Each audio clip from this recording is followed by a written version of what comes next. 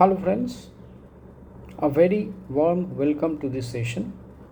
I am Dr. Sugata Mukhopadhyaya, a public health physician from India, currently associated with Humana People to People India or HPPI as technical advisor for TB, HIV and health.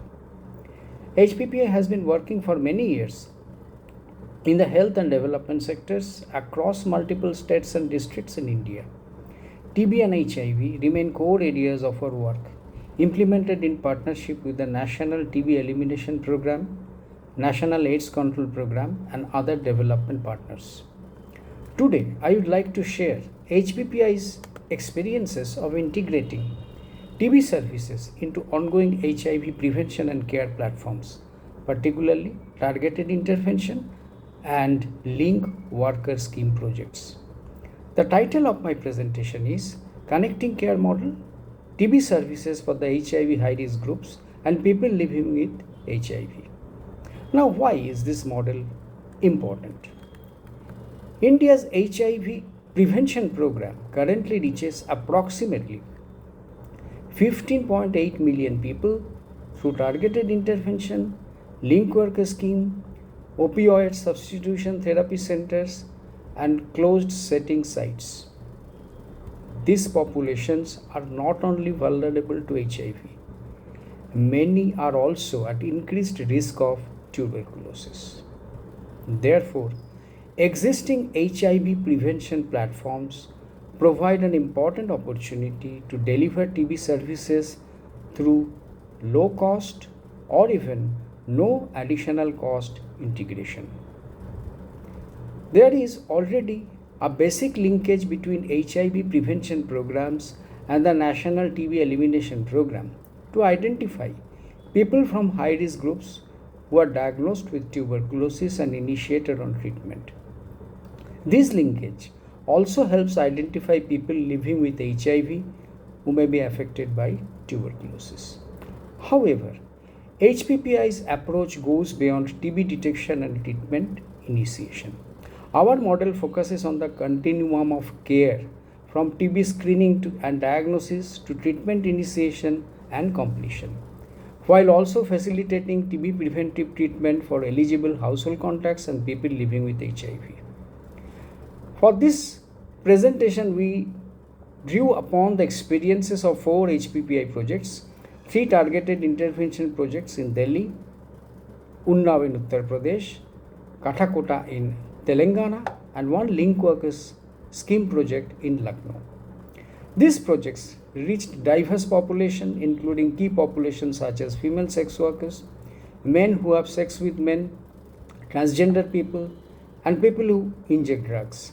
They also covered bridge populations like migrant workers and truckers, as well as other vulnerable groups. So, how did we integrate TB services? The key principle was simple. We did not create a parallel program. We strengthened the capacity of our existing HIV outreach teams. Community outreach workers were trained to conduct TB symptomatic screening, provide information on TB and HIV during routine outreach sessions, address stigma, and establish referral linkages with the National TB Elimination Program for TB diagnosis, treatment, and preventive treatment. In other words, we integrated TB activities into the routine HIV services using the existing workforce and community platforms. This demonstrated that integration can be practical, sustainable, and highly cost effective. The results over the 5 years period from 2020 to 2025 were very encouraging. Among HIV high risk populations, more than 113,000 individuals were screened for TB symptoms. As a result, 671 people with TB were diagnosed and initiated on treatment, and importantly, all successfully completed their treatment. In addition, 433 eligible household contacts completed TB preventive treatment, helping to reduce their future risk of developing TB disease. Among people living with HIV, we screened more than 500 individuals, identified 11 people with TB, and ensured that all were initiated on treatment and completed treatment. Furthermore, more than 300 eligible people living with HIV received and completed TB preventive treatment by our efforts. But the most important lesson is not simply these numbers, it is how these results were achieved. We achieved them without establishing parallel systems or requiring major additional financial resources. By strengthening the skills of the existing frontline workers and integrating TB activities into routine HIV services, we improved access to TB screening, diagnosis, treatment, and prevention. The model demonstrated a comprehensive continuum of care addressing both TB treatment and TB prevention among vulnerable population and people living with HIV.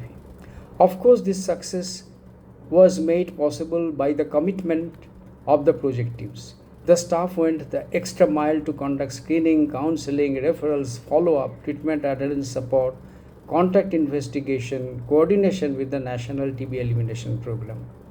Another important advantage is that community outreach workers already have the trust of the vulnerable population they serve.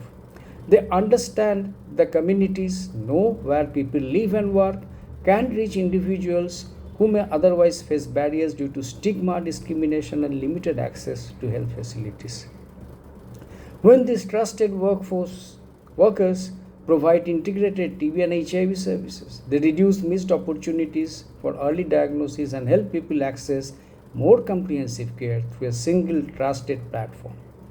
From HPPS perspective, the cost effectiveness of this approach is also noteworthy.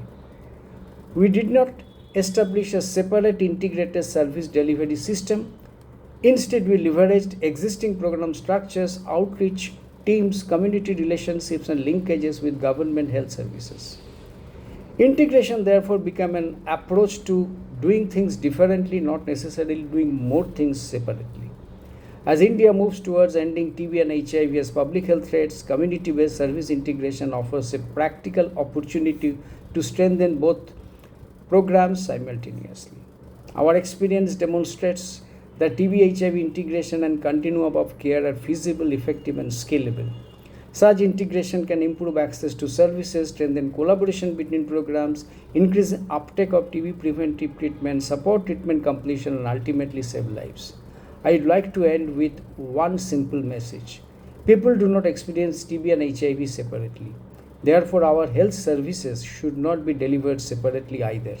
If we organize services around the needs of the people rather than around individual diseases, we can provide more comprehensive care, reduce missed opportunity, improve health outcomes, and accelerate progress towards ending both TB and HIV. Thank you very much.